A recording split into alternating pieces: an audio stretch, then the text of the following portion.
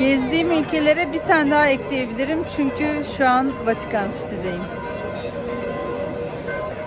Tam karşımda Aziz Petrus Bazilikası. Burası 1500 yılında buranın yapımına başlanmış ve yaklaşık 120 yıl sürmüş tamamlanması. Şu an dünyada en çok ziyaret edilen bazilikalardan biri burası. Bu fotoğrafı 22 sene önce İtalya'ya geldiğimde, o zaman dil okulu için gelmiştim. Floransa'da okuyordum ve Roma'ya günübirlik bir gezi yapmıştım. Bu fotoğrafı o zaman çektim. Bak, görüyor musunuz? Çok fazla bir kalabalık yok. Bir de şimdi bugüne bakalım. O zamandan bu zamana turist sayısı epey artmış. Değişmeyen tek şey ise yapılar olmuş. Tabii ki İtalya dünyada en çok turistin geldiği ülkelerden biri. Yapıların korunmasına veya restorasyonuna da ciddi bütçeler ayırıyorlar.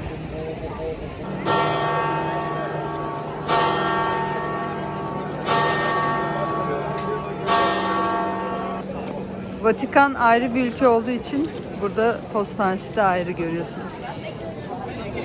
Katolik geleneğine göre 25 yılda bir jübile yılı olarak ilan ediliyormuş. 2025 yılındayız. Bu sene de jübile yılı.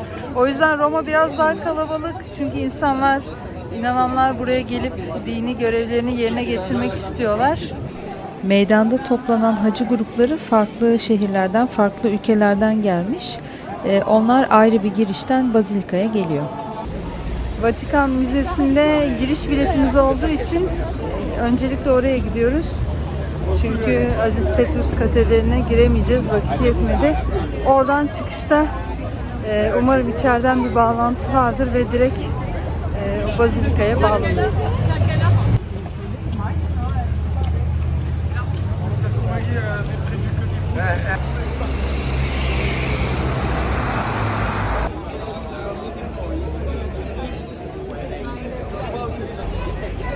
Şimdi sırada beklerken biraz da erken gelmişiz. Bizi bir grup yaptılar, bekletiyorlar. Bu müzenin girişindeki heykel dikkatimi çekti ve hemen yapay zekaya sordum.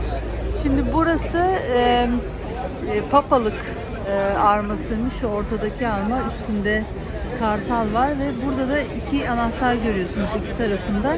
Bunlar da cennetin anahtarlarıymış. Aziz Petrus heykellerinde Aziz Petrus elinde bu iki anahtarı tutuyor. Onu da şimdi Bazilika'ya gittiğimizde tekrar göreceğiz.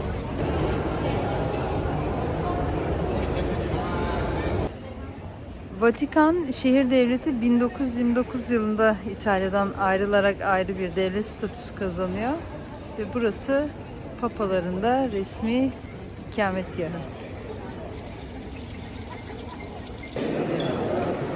Vatikan müzeleri sanat tarihi açısından dünyanın en zengin eserlerine sahip. Ortadaki heykel Efes'ten alınan Artemis heykeli.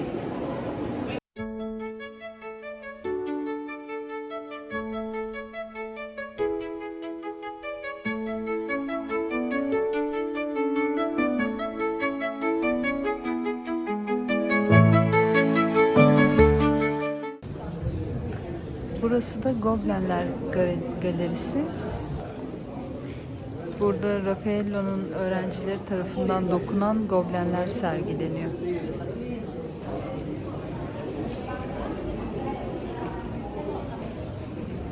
Buradaki halılar tam bir duvar boyutunda. Çok büyük. Bu da İsa'nın dirilişi gobleni. Söylendiğine göre İsa gözleriyle nereye giderseniz gidin sizi takip ediyormuş. Öyle bir illüzyon yaratmışlar.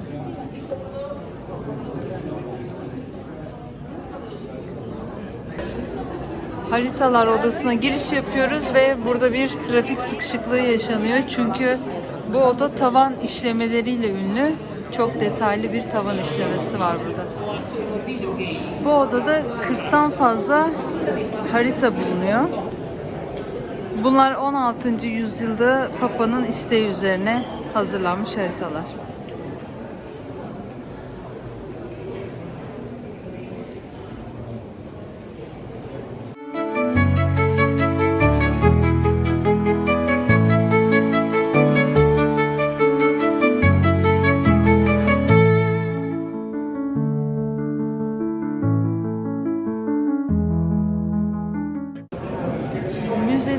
ritüel odaları denilen kısmı geziyoruz. Burada Papa bu birkaç odayı rapeyle süslettirmiş. Böyle devasa resimler var burada. Bu odalardaki en ünlü fresklerden bir tanesi Felsefe Okulu. Yine Rafael'in yaptığı bu eserde. Resmin merkezinde Platon ve Aristoteles yer alıyor. Ve ünlü matematikçiler Pisagor sol tarafta ve sağda da Öklit veya Arşimet olduğu düşünülen kişiyi öğrencilerine bir şeyler anlatırken görüyorsunuz. Sol tarafta da Sokrates'i görüyoruz yeşil elbisesi içinde. O da gençlerle tartışıyor.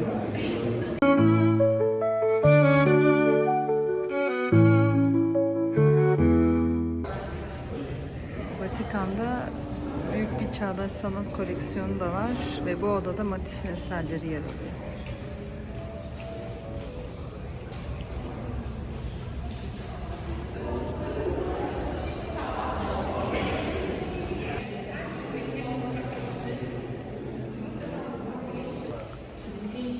Aynı zamanda Dali'nin de 3 tablosu var burada.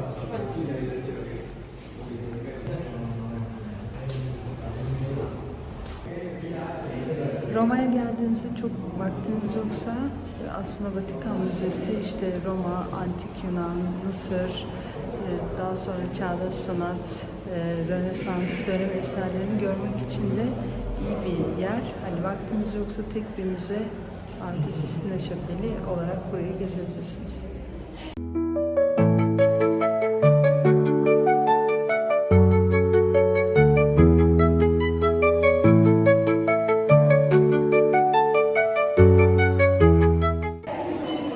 Sistine Şapeli'nden çıktık. Orada video ve fotoğraf çekmek yasak. Hala kutsal bir alan. Ayrıca papalık seçimleri de orada yapılmaya devam ediyor. Michelangelo'nun yaptığı Adem'in yaratılışı ve son yargı eserlerini görmek gerçekten çok etkileyiciydi. Farklı bir atmosferi var, onu söyleyebilirim. Evet, şapelde yer alan en önemli iki eserin buradan kartlarını alabilirsiniz.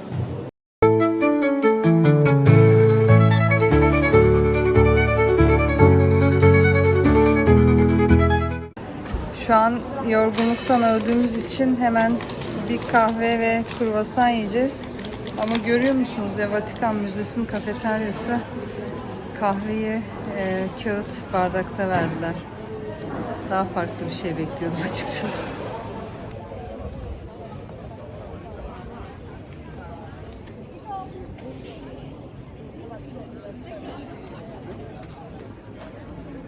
Bahçedeki bu panolarda Sistine Şapeli'nde yer alan eserleri sergilemişler. Bunlar yan duvarlardaydı. Tavanda farklı eserler var. Sırayla Adem'in yaratılışı anlatılıyor. Şöyle ortalarda bir yerde de bu eseri tek başına görebilirsiniz. Panoların çok detaylı videosunu çekmiyorum. Gelip görmek isterseniz sürprizi kaçmasın. ChatGPT beni yanılttı, diyor ki Sistine Şapeli'nden doğrudan Aziz Petrus Bazilikası'na geçiş var ama görevlilere sordum, maalesef yokmuş. Şimdi geldiğimiz yolu tekrar 15 dakika geri yürüyüp bir de oradaki kuyruğa gireceğiz. Müzeden çıktık. Kuyruğu gösteriyorum. Bunlar rezervasyonu olanlar.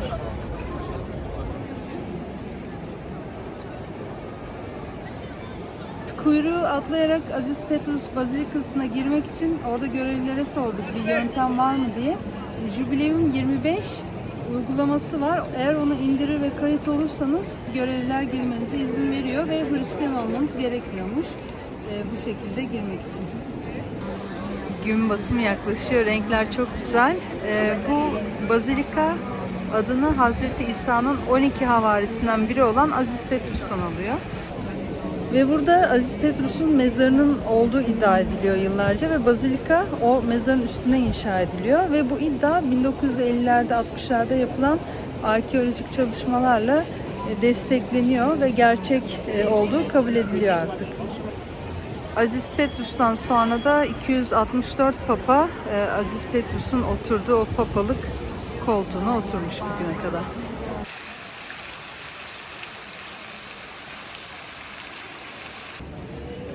Bu alanda Papa'nın halka her pazar günü, eğer başka işi yoksa tabii, vaaz verdiği alan.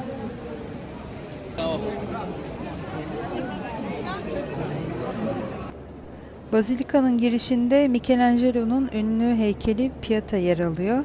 Burada kurşun camların arkasında korunuyor bu heykel.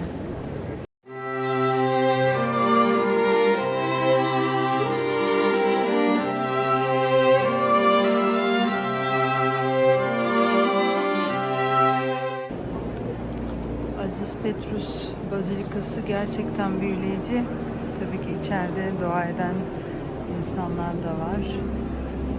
Böyle heykeller çok ihtişamlı.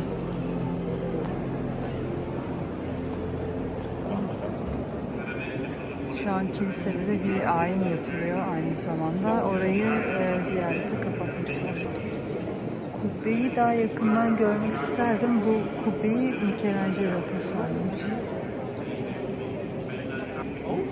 Şu karşıda da günah çıkarma kabinlerini görüyorsunuz. İşte bir tarafa itirafta bulunmak isteyen kişi, bir tarafa da din görevlisi oturuyor.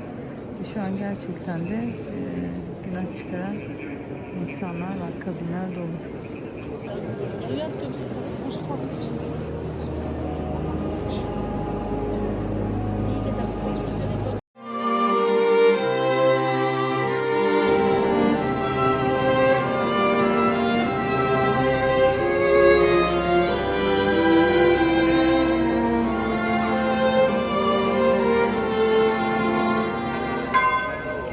Hristiyanlık aleminin en büyük kilisesini böylece gezdik. Roma'da tam tamına 900 kilise varmış. Aziz Petrus bunlardan en büyüğü. İzlediğiniz için teşekkürler. Serinin devamı olan videolarda görüşmek üzere.